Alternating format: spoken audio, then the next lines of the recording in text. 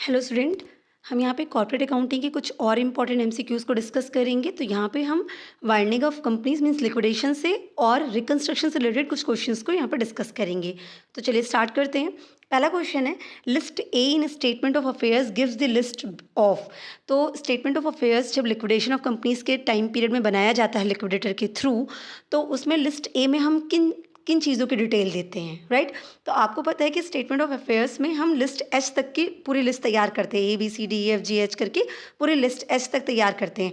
और हर एक लिस्ट किसी न किसी स्पेसिफिक रीज़न के लिए होती है, मतलब उस पर हम कोई स्पेसिफिक चीज़ें होती हैं जिसको हम मेंशन करते हैं। तो एक बार वो लिस्ट देख लेते हैं क्योंकि इनसे बहुत इंपॉर्टेंट क्वेश्चंस फ्रेम होते हैं। तो लिस्ट ए की अगर बात करते हैं तो हम वहाँ पे वो एसेट्स लिखते हैं जिनके अगेंस्ट कोई भी प्लेज नहीं है, मतलब ऐसे एसेट्स जिनके अगेंस्ट कोई लोन क्रिएट नहीं किया गया। जैसे मान लीजिए बिल्डिंग है, तो अब ये बिल्डिंग बिल्कुल फ्री होल्ड है, इसके अगेंस्ट कोई लोन नहीं है, तो वो कहाँ पे जाएगा, लिस्ट ए में जाएगा। वहीं लिस्ट बी में हम कैसे लिखते हैं, वो एसेट्स मेंशन करते हैं जिसके अगेंस्ट कोई प्लेज होता है, मतलब कोई लोन क्रिएट है। जैसे हमने बोला कि पर्टिकुलर बिल्डिंग, ये इस लोन के अगेंस्ट ये बिल्डिंग मॉर्गेज है, तो अब हम उस बिल्डिंग की डिटेल कहाँ पे देंगे, लिस्ट बी में देंगे कि ये बिल्डिंग है, इसकी वैल्यू इतनी है और इसके अगेंस्ट इतने का लोन है। ठीक है, तो लिस्ट बी में कौन से एसेट्स जाते हैं, जिसके अगेंस्ट प्लेज होता है, जिसके अगेंस्ट लोन होता है, जो सिक्योरिटी के फॉर्म में रखे गए हैं, ठीक, वो लिस्ट बी में जाते हैं। फिर लिस्ट सी से याद रखिएगा क्रेडिटर। तो प्रेफरेंशियल क्रेडिटर जो होते हैं वो लिस्ट सी में जाते हैं, जिनके पास प्रेफरेंशियल राइट्स होती है कि इनको सबसे पहले पेमेंट दी जाएगी। फिर नेक्स्ट आते हैं लिस्ट डी।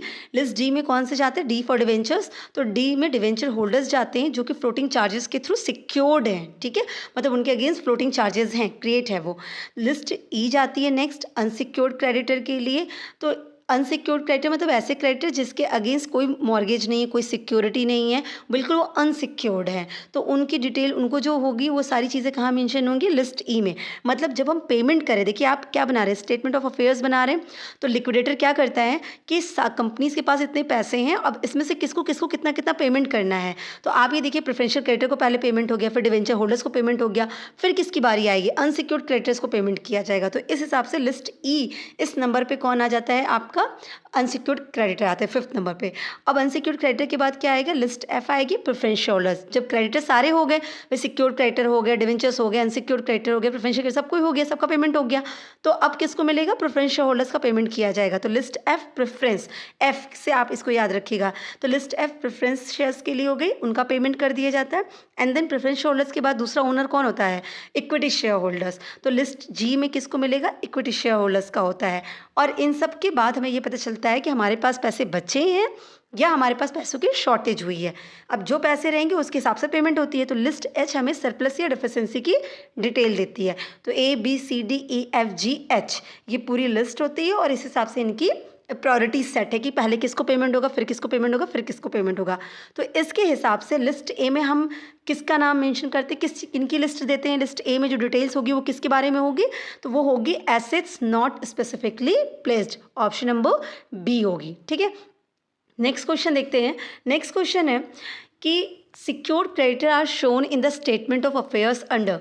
वो क्रेडिटर जो कि सिक्योर्ड है, मतलब ऐसे लेनदार, मतलब जिनको आपको पेमेंट करना था वो लोग सिक्योर्ड है, मतलब ऑब्वियस सी बात है कि उनको जिनको पेमेंट करने था उनके लिए हमने कोई ना कोई सिक्योरिटीज़ रखी थी, तभी तो हम उनको कह रहे हैं कि वो सिक्योर्ड हैं। क्योंकि उनको पता है कि अगर उन्होंने हमें 5 लाख रुपए का लोन दिया था तो 5 लाख रुपए के लोन के बदले उनके पास 6 लाख की एसेट्स है या 6 लाख की कोई सिक्योरिटी है, तो वो बिल्कुल सेफ़ है, सिक्योर्ड है। तो इसीलिए जब हम पेमेंट करने जाते हैं तो पहले इनको पेमेंट कर देते हैं, क्योंकि ये सिक्योर्ड है ना, तो इनको तो पेमेंट करनी पड़ेगी।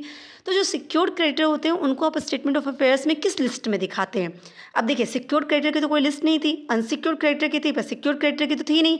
तो आप इसे समझिएगा, जो लिस्ट बी होती है हमारी वो किसके लिए होती है, सिक्योर्ड क्रेडिटर के। फुल्ली सिक्योर्ड क्रेडिटर जो होते हैं वही लिस्ट बी में दिखाते हैं, क्योंकि लिस्ट बी में हम क्या लिखते हैं, वो एसेट्स जो कि क्या है, स्पेसिफिकली प्लेस्ड हैं। इसका मतलब इन एसेट्स के अगेंस्ट ये लोन है, तो ऑब्वियस सी बात है कि ये लोन पूरी तरीके से सिक्योर्ड है इन एसेट्स के थ्रू। तो सिक्योर्ड क्रेडिटर कहाँ दिखाए गए हैं, हमारे लिस्ट बी में, राइट। तो आंसर क्या हो जाएगा हमारा, list B, option number B.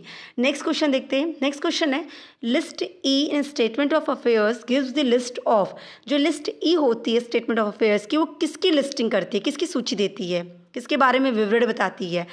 तो अब आपको याद रहेगा ABCDEFGH। अब देखिए F और G तो याद रखिए कि ये ओनर के लिए हो गया, मतलब G इक्विटी शेयर होल्डर्स के लिए, F प्रेफरेंस शेयर्स के लिए, FG तो ऐसे चले गए। अब इनसे पहले कौन आता है? Unsecured creditor.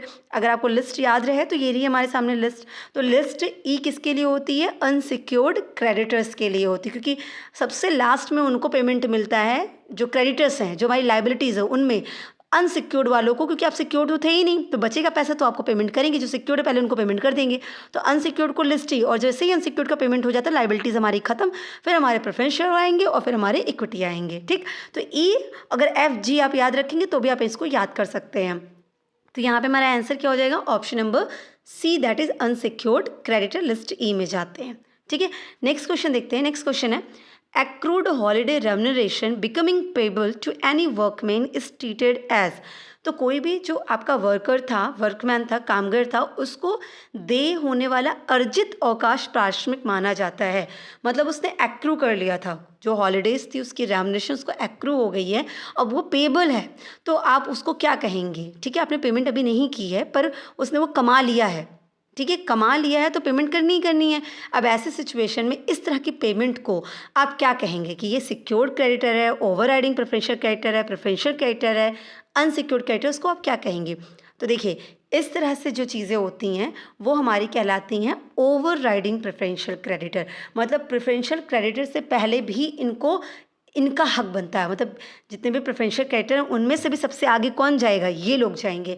अब ओवरराइडिंग प्रेफरेंशियल क्रेडिटर्स जो होते हैं ना, उनकी पूरी लिस्ट होती है। तो उस लिस्ट में जैसे क्या क्या होता है, हमारा कोई टैक्स है गवर्नमेंट का, है ना, कोई गवर्नमेंट के ड्यूज़ हैं, वो सब पेंडिंग है, तो इनको ओवरराइड मिल जाता है, उनको प्रेफरेंशियल पेमेंट का राइट मिल जाता है कि सारे में भी सबसे पहले ये आएंगे। ये प्रेफरेंशियल क्रेडिटर सारे हैं, लेकिन प्रेफरेंशियल क्रेडिटर में भी सबसे पहले हक किसका है? इनका हक है। ठीक है, क्योंकि हमें तो पता नहीं कि कंपनी के पास इतने भी पैसे हैं कि नहीं है, क्योंकि कंपनी लिक्विडेट कब हो रही है? जब कंडीशन खराब है। तो ऐसे सिचुएशन में हमें तो पता नहीं कि उनके पास इतने भी पैसे हैं कि वो सिक्योर्ड और अपने प्रेफरेंशियल क्रेडिटर का पेमेंट कर पाएँ कि नहीं कर पाएँ। तो इसीलिए जो गवर्नमेंट्स की ड्यूज़ होती हैं उनको प्रेफरेंस में भी सबसे पहले राइट मिल जाता है, इसीलिए उनको बोलते हैं over riding preferential creditors. Clear है? तो उसमें क्या क्या आ जाता है? जैसे आपका वर्कमैन हो गया, वर्कमैन का कोई पेमेंट ड्यू है वो हो गया, कोई गवर्नमेंट के टैक्सेस वगैरह हैं 12 मंथ्स पीरियड के, तो वो जो ड्यूज़ होते हैं वो भी यहाँ पे इंक्लूड कर दिए जाते हैं। आपका कोई प्रोविडेंट फंड वगैरह का पेमेंट है, वो सब है, वो भी यहाँ पे इंक्लूड कर दिया जाएगा। तो इस तरह की पेमेंट जो आपको लगता है कि लीगल है और गवर्नमेंट के थ्रू है, उनको ओवरराइड मिल जाता है, मतलब उनको प्रेफरेंस से भी ऊपर राइट मिल जाता है कि पहले इनको कर दो फिर प्रेफरेंशियल क्रेडिटर को कर दो। है ये प्रेफरेंशियल क्रेडिटर के अंदर ही आएंगे, उसी लिस्ट में आएंगे, पर सारी लिस्ट में सबसे पहले ये जाएंगे। ठीक है, तो ये हमारी आएगी option number B is the right answer, overriding preferential creditor. Next question देखते हैं। नेक्स्ट क्वेश्चन है any sum due to an employ out of provident fund is an example of. तो किसी कर्मचारी को भविष्य निधि से दी कोई राशि उदाहरण है। तो अगर प्रोविडेंट फंड में से कोई पेमेंट आपको करना था किसी एम्प्लॉय को, तो वो उस तरह के एम्प्लॉय की जो पेमेंट आपको करनी है उनको आप क्या कहेंगे? वो आपके अनसिक्योर्ड क्रेडिटर हैं कि प्रेफरेंशियल क्रेडिटर हैं कि सिक्योर्ड क्रेडिटर कि पार्टली सिक्योर्ड क्रेडिटर हैं? तो बट ऑब्वियसली बात, जैसे हमने कहा कि प्रोविडेंट फंड हो गया है ना, वर्कमैन कंपनसेशन फंड हो गया या टैक्सेस हो गए, इस तरह की चीज़ों को हम प्रेफरेंशियल राइट्स देते हैं ना, तो ओवर राइडिंग प्रेफरेंशियल राइट्स। अगर यहाँ पे ऑप्शन में ओवर राइडिंग प्रेफरेंशियल राइट होता तब तुम वहाँ लेके जाते उसे। अगर ओवर राइडिंग प्रेफरेंशियल राइट नहीं दिया, सिर्फ प्रेफरेंशियल क्रेडिटर दिया, तो किसके पार्ट में जाएगा? ये प्रेफरेंशियल क्रेडिटर में जाएगा, राइट? तो option number B is the right answer. Next question देखते हैं। नेक्स्ट क्वेश्चन है preference dividend in arrear on the date of winding up is. अब जब आपकी कंपनी बंद हो रही है उस डेट तक अगर कोई प्रेफरेंस डिविडेंड था, मतलब प्रेफरेंस शेयर होल्डर्स का डिविडेंड था जो कि एरियर है, बकाया है, अभी तक पेमेंट नहीं हुआ है, तो उस एरियर को आप क्या कहेंगे? उसको कैसा ट्रीट करेंगे? मतलब प्रेफरेंस शेयर होल्डर्स को राइट रहता है ना कि उनको डिविडेंड मिलेगा। अब कुछ प्रेफरेंस शेयर होल्डर्स के डिविडेंड नहीं दिए गए थे, वो एरियर है, तो अब इस एरियर वाले अमाउंट को आप क्या ट्रीट करेंगे? उसको सिक्योर क्रेडिटर ट्रीट करेंगे, ओवरराइडिंग प्रेफरेंशियल क्रेडिटर ट्रीट करेंगे, प्रेफरेंशियल क्रेडिटर ट्रीट करेंगे, या प्रेफरेंशियल कैपिटल में ऐड कर देंगे? तो याद रखिएगा, देखिए सबका कॉन्सेप्ट क्लियर रखे तो आपको अच्छे से ये चीज़ें आ जाएंगी। सिक्योर्ड क्रेडिटर तो वही होने वाले हैं जिनके अगेंस्ट कोई ना कोई सिक्योरिटी थी, लिस्ट बी वाले कि ये एसेट्स है, इनके अगेंस्ट ये लोन है, वही सिक्योर्ड क्रेडिटर है। Preferential creditor, overriding preferential creditor में कुछ लिस्ट है, स्पेसिफिक लिस्ट है वो कि इतने यही इन्हीं को, ये 4 5 6 लोग जो भी हैं, इनको ही ओवरराइडिंग का राइट मिला हुआ है, इसके अलावा और किसी को नहीं मिला है। ठीक है, प्रेफरेंशियल क्रेडिटर जिनके पास प्रेफरेंशियल्स का ऑप्शन होता है। अब डिविडेंड आपको देना है, आप ओनर हो, क्रेडिटर तो हो नहीं आप, है ना। अब ओनर की बात में आता है, क्योंकि कहीं ना कहीं हम शेयर होल्डर्स ओनर होते तो नहीं, प्रेफरेंस शेयर होल्डर्स को हम ओनर की कैटेगरी में रखते नहीं हैं, लेकिन फिर भी शेयर होल्डर्स में जब आप शेयर होल्डर्स फंड लिखते हैं तो वहाँ पे इक्विटी और प्रेफरेंस दोनों लिखते हैं। वहीं पर डिवेंचर होल्डर्स को आप क्या लाइबिलिटीज़ में लेके जाते हैं, राइट। लेकिन ये शेयर होल्डर्स फंड में जाते हैं, प्रेफरेंस शेयर होल्डर्स भी और इक्विटी शेयर होल्डर्स भी। तो कहीं ना कहीं ये क्रेडिटर से आगे हैं, ठीक है। तो इनको हम प्रेफरेंशियल क्रेडिटर कहेंगे? नहीं कहेंगे। अगर ये क्रेडिटर ही नहीं मानेंगे तो इनको ना हम प्रेफरेंशियल क्रेडिटर की लिस्ट में रखेंगे, ना ओवरराइडिंग प्रेफरेंशियल क्रेडिटर में रखेंगे, ना सिक्योर क्रेडिटर में रखेंगे। तो ये कहाँ चले जाएंगे? हमारा added to preference share capital. इस तरह से इस चीज़ को समझिएगा। So answer will be option number D. Next question देखते हैं। नेक्स्ट क्वेश्चन है amount of calls in advance is treated as. तो अग्रिम याचनाओं की राशि को क्या माना जाएगा? ठीक है, कॉल इन एडवांस, आपने पैसे एडवांस में मंगा के रखे थे, जो आपकी first call, second call, third call आप मंगाते हैं शेयर्स पे, कैपिटल जो आप पैसे मंगाते हैं उसमें आपने कुछ एडवांस मंगा के रखा था। अब जो आपने इनसे एडवांस मंगा के रखा था और कंपनी अब लिक्विडेट हो गई, अभी उनकी कॉल आई थी, ड्यू होती, वो अलग बात है, आपने एडवांस में ही लेके रखा है, वो पैसे एडवांस में आपके पास पड़े हुए हैं, तो वो क्या कहलाएंगे? वो क्या कोई प्रेफरेंशियल क्रेडिटर है, सिक्योर्ड क्रेडिटर हैं, या एसेट्स नॉट स्पेसिफिकली प्लेस्ड, वो क्या है? वो एक अनसिक्योर्ड क्रेडिटर है, right. So option number D is the right answer. Next question देखते हैं। नेक्स्ट क्वेश्चन है which of the following can be utilise for the redemption of preference share capital.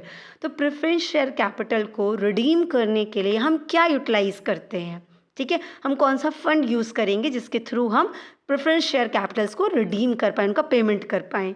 तो देखिए, याद रखिएगा, सेक्शन 80 मतलब 80, सेक्शन 80 जो कंपनीज एक्ट 2013 का है, वो कहता है कि जो भी प्रेफरेंस शेयर्स होते हैं ना, वो सिर्फ और सिर्फ रिडीम हो सकते हैं out of profit of the company, मतलब कंपनी को जो प्रॉफिट होता है उनसे रिडीम कर सकते हैं, ठीक है। या which would be otherwise be available for dividend, मतलब या फिर कोई ऐसा पैसा जो आपके पास डिविडेंड के लिए रखा गया है, आप उनसे भी प्रेफरेंस शेयर्स को रिडीम कर सकते हैं। क्लियर है। और इसके अलावा एक और तरीका है, दूसरा तरीका क्या है कि आप नए शेयर को इशू करिए, उसके पैसे से आप इनका पेमेंट करिए, मतलब इन शेयर्स को रिडीम करिए। तो जिसको हम लोग बोलते हैं out of the proceeds of fresh issue of shares, मतलब नए शेयर्स को आप इशू करिए, उनके आने वाले पैसे से आप इन प्रेफरेंस शेयर्स को रिडीम करिए। तो प्रेफरेंस शेयर्स को रिडीम करने के दो ही ऑप्शन हमारे सामने होते हैं, एक होता है आउट ऑफ प्रॉफिट और दूसरा out of the proceeds of fresh issue, नया शेयर इशू करके तब करिए, दो ही तरीका है। अब आउट ऑफ प्रॉफिट में अगर आपने प्रॉफिट का कोई पोर्शन डिविडेंड के लिए रखा है तो वो भी हम ट्रीट करते हैं कि प्रॉफिट का ही पोर्शन है, उससे हम शेयर्स प्रेफरेंस शेयर होल्डर्स को रिडीम कर सकते हैं, उनका पेमेंट करके उनको खत्म कर सकते हैं। तो यहाँ पे आंसर आप बताइए क्या होगा? प्रॉफिट्स अवेलेबल फॉर डिविडेंड, क्या ये हो सकता है? यहाँ इस पैसे से हम रिडीम कर सकते हैं? यस, क्योंकि हमने क्या कहा था कि आउट ऑफ प्रॉफिट है, लेकिन अगर वो कोई भी मतलब कोई भी पैसा अगर अवेलेबल है डिविडेंड के लिए तो वो भी हम इस्तेमाल कर सकते हैं। तो प्रॉफिट्स अवेलेबल फॉर डिविडेंड हम उसका इस्तेमाल कर सकते हैं, बिल्कुल कर सकते हैं। डेवलपमेंट रिबेट रिजर्व, नहीं, ये तो रिबेट रिजर्व है ना, स्पेसिफिक पर्पज़ के लिए रिजर्व क्रिएट किया गया, तो इस रिजर्व को तो हम यूज़ नहीं कर सकते। डिविडेंड इक्वलाइजेशन फंड, डिविडेंड के लिए फंड इकट्ठा किया गया, क्या ये यूज़ हो सकता है? बिल्कुल, डिविडेंड से रिलेटेड फंड का इस्तेमाल हम प्रेफरेंस शेयर्स को रिडीम करने के लिए कह सकते हैं, ऐसा आपका एक्ट ने कह रखा है, सेक्शन 80 कंपनीज एक्ट ने कह रखा है। कैपिटल रिजर्व, नहीं, हम कैपिटल रिजर्व का इस्तेमाल नहीं कर सकते। सो आंसर क्या हो जाएगा? Option number C, 1 and 3 only, right. Next question देखते हैं। No company limited by shares, अभी सारे रिकंस्ट्रक्शन के क्वेश्चन हमारे सामने हैं। No company limited by shares issue any preference shares which are redeemable after the expiry of a period from the date of issue. इन्होंने आपसे क्या कहा कि कोई भी कंपनी जो कि लिमिटेड बाय शेयर्स नहीं है, वो अपने प्रेफरेंस शेयर्स को जो इशू करेगी, कैसे वाले प्रेफरेंस शेयर्स? जो रिडीमेबल प्रेफरेंस शेयर्स है, उनकी एक्सपायरी डेट उनकी इशू डेट से कितने डेट के बीच में होनी चाहिए, मतलब उससे ज़्यादा का वो एक्सपायरी पीरियड नहीं रख सकती हैं, ठीक है।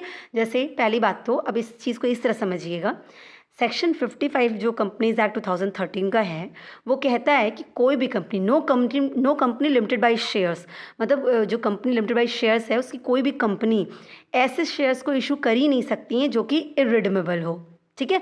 मतलब as per section 55 of companies act 2013, no company limited by shares shall issue any preference shares which are irredeemable, ठीक है, जो कि इरिडीमेबल हो। लेकिन वो ऐसा कर सकती हैं जब उनका आर्टिकल उनको ऑथराइज़ कर देता है, ठीक है। अब आर्टिकल उनको ऑथराइज़ कर दे तो ये ऐसा कर सकती हैं, रिडीमेबल प्रेफरेंस शेयर इशू कर सकती हैं। लेकिन वहाँ पे क्या ध्यान रखेंगे कि इनका जो रिडीमेबल का टाइम पीरियड है वो एक्सीड नहीं करना चाहिए। कितने टाइम पीरियड से, यही आपसे क्वेश्चन पूछा गया। तो वो टाइम पीरियड मेंशन किया गया था 20 ईयर्स। तो इनका 20 ईयर्स से ज़्यादा का टाइम पीरियड एक्सीड नहीं कर सकता। अगर आप लिमिटेड बाय शेयर्स हैं और आपने रिडीमेबल प्रेफरेंस शेयर इशू किया है तो आपके शेयर्स रिडीम 25 साल के बाद होने वाले हैं। ऐसा हो सकता है क्या? बिल्कुल नहीं हो सकता है। आपका मैक्सिमम पीरियड कितना हो सकता है? 20 साल। आपको अपने शेयर्स 20 साल के अंदर रिडीम कर रहे हैं, क्योंकि रूल तो ये है कि इरिडीमेबल इशू करना है। पर अगर आप इरिडीमेबल नहीं कर रहे हैं और रिडीमेबल करना चाहते हैं, अगर आपका आर्टिकल ऑथराइज कर दिया तो आप कर सकते हैं। लेकिन वहाँ पर टाइम पीरियड ध्यान रखिएगा कि 20 साल से ज़्यादा का एक्सीडिंग टाइम पीरियड नहीं हो सकता किसी भी शेयर्स के रिडीम करने का। ठीक, तो आंसर यहाँ पे क्या हो गया? ऑप्शन नंबर सी।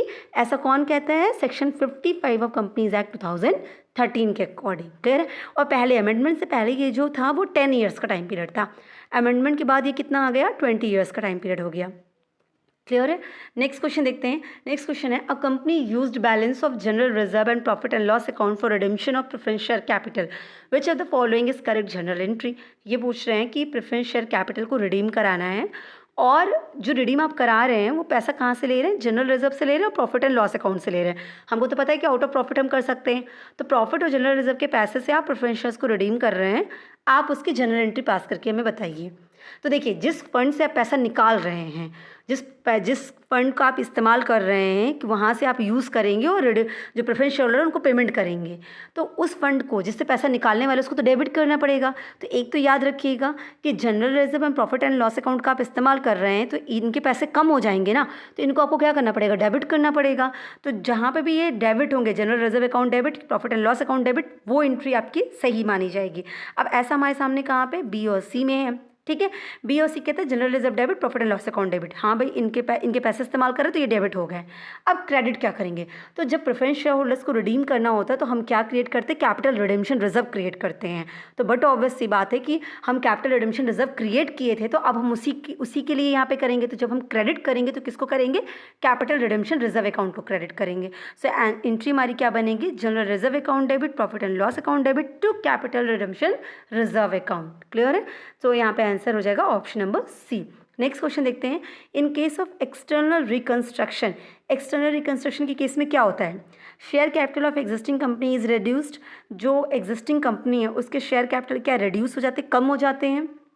दूसरा, share capital of existing company increase, या जो एग्जिस्टिंग कंपनी थी उसके शेयर कैपिटल इंक्रीज कर जाएंगे। तीसरा, new company purchase the existing company, एक नई कंपनी एग्जिस्टिंग कंपनी को परचेज कर लेगी। And none of these. अब देखिए, याद रखिएगा, रिकंस्ट्रक्शन दो तरीके से होता है, इंटरनल और एक्सटर्नल रिकंस्ट्रक्शन। इंटरनल रिकंस्ट्रक्शन में हम क्या करते हैं? अल्टरेशन ऑफ शेयर कैपिटल करते हैं। बेसिकली हम क्या करते हैं? कोशिश करते हैं कि हमारी कंपनी किसी तरीके से रिवाइव हो जाए, मतलब हम उसको वापस रीस्ट्रक्चर करते हैं सारी चीज़ों को कि हमें कंपनी को बंद करने की कंडीशन ना आए और हम खुद से सुधार कर लें। तो उसके लिए हम लोग क्या कर लेते हैं कि अपने शेयर्स को रिड्यूस कर देंगे, ठीक है, स्प्लिट कर देंगे, मतलब अल्ट्रेशन करते हैं शेयर ऑफ कैपिटल में। इसके अलावा हम डिवेंचर होल्डर्स के पेमेंट्स को रीऑर्गेनाइज कर देते हैं, प्रेफरेंस शेयर होल्डर्स के इंटरेस्ट को रीऑर्गेनाइज कर देंगे। मतलब इस तरह से हम अंदर ही अंदर जो हमारे स्टेक होल्डर है उनमें हम काम करते हैं। जब बात एक्सटर्नल रिकंस्ट्रक्शन की आती है, इसका मतलब आपने इंटरनल रिकंस्ट्रक्शन से कुछ नहीं कर पाए, अभी भी आपकी कंडीशन अच्छी नहीं है और आपकी कंपनी सर्वाइव करने की कंडीशन में नहीं है। तो ऐसे सिचुएशन में क्या किया जाता है कि कंपनी को अब ये समझ में आता है कि हम ऐसे नहीं चल पा रहे हैं, तो वो क्या करती है? अपनी इस लॉस वाली कंपनी को बंद कर देती है और एक नई कंपनी करके स्टैब्लिश करती है और फिर ये जो अपनी कंपनी बंद की थी उसी के सारे शेयर्स इनको दे के और अपना काम शुरुआत करती है। तो यहाँ पे होता क्या है कि जो एग्जिस्टिंग कंपनी थी वो बंद हो जाती है और एक नई कंपनी सामने आती है। सपोज करिए जैसे एंटरप्राइज, जैसे मान लीजिए XYZ कंपनी लिमिटेड, ठीक है, ये कंपनी थी। अब ये एक्सटर्नल रिकंस्ट्रक्शन करने को आई तो ये बंद हो जाएगी, फिर कहेगी XYZ लिमिटेड। इस तरह से कुछ भी नाम में भी थोड़ा बहुत इधर उधर करके वो नई कंपनी स्टैब्लिश करके अपना काम शुरू करते हैं, तो वो एक्सटर्नल रिकंस्ट्रक्शन कहलाता है। तो ऐसे सिचुएशन में आंसर क्या हो जाएगा? ऑप्शन नंबर सी। क्लियर है? तो अल्टरेशन ऑफ शेयर कैपिटल तो कौन सा केस होता है? इंटरनल रिकंस्ट्रक्शन का केस होता है, ना कि एक्सटर्नल रिकंस्ट्रक्शन का केस होता है। क्लियर है? तो आंसर हो जाएगा option number C. Next question देखते हैं। Objective of reorganisation scheme, reorganisation scheme का पीछे ऑब्जेक्टिव क्या है? आप जब रीऑर्गेनाइज करते हो, रिकंस्ट्रक्ट करते हो, तो उसके पीछे आपका ऑब्जेक्टिव क्या होता है? तो उसके पीछे ऑब्जेक्टिव है कि to write off the losses of previous year, पिछले साल के जो भी लॉसेस है उसको किसी तरीके से ख़त्म किया जा सके। रिड्यूस फिक्स चार्जेज, ऐसे खर्चे जो कि फिक्स नेचर के, जिनको आप प्रोडक्शन कम करो ज़्यादा करो फिर भी उनको आप कम या ज़्यादा नहीं कर पा रहे हो, वो फिक्स्ड हैं, उन एक्सपेंसेस को कम करना। Enhance the profitability of company, company की प्रॉफिटेबिलिटी को, उसकी प्रॉफिट अर्निंग कैपेसिटी को इंक्रीज़ करना। क्या इसलिए हम रीऑर्गेनाइज करते हैं? सो ऑब्वियस सी बात है कि अगर आप रिकंस्ट्रक्ट कर रहे हो, रीऑर्गेनाइज खुद को कर रहे हो, तो इसके पीछे यही तो रीज़न रहा होगा, आप लॉसेस को ख़त्म करना चाह रहे होगे। आप जिन एक्सपेंसेस के साथ चल रहे हो उन एक्सपेंसेस को सर्वाइव नहीं कर पा रहे हो, तो उन फिक्स एक्सपेंसेस को आप कम करना चाह रहे हो। जैसे आपने कहा ना, डिवेंचर होल्डर्स को हम चेंज कर देते हैं, उनके इंटरेस्ट को चेंज करते हैं, ये सब फिक्स एक्सपेंसेस थे। फिर प्रोडक्शन करो ना करो, डिवेंचर होल्डर्स का जो इंटरेस्ट है तो देना ही देना पड़ेगा, प्रेफरेंस होल्डर्स का जो डिविडेंड है वो तो देना ही होगा फिक्स रेट से। तो वो सारी चीज़ें क्या कर रहे हो आप? फिक्स चार्जेस को कम करते हो, रिड्यूस करते हो और प्रॉफिट को इन्हांस करते हो। तो आंसर क्या हो जाएगा? All of the above, right. Next question देखते हैं। नेक्स्ट क्वेश्चन है payment of reconstruction expenses is debited to. तो रिकंस्ट्रक्शन का जो खर्चा होता है वो हम कहाँ पे डेबिट करते हैं? तो that will be debited in capital reduction account, right. So I hope आपको क्लियर हुआ होगा। Wish you all the best. Thank you so much.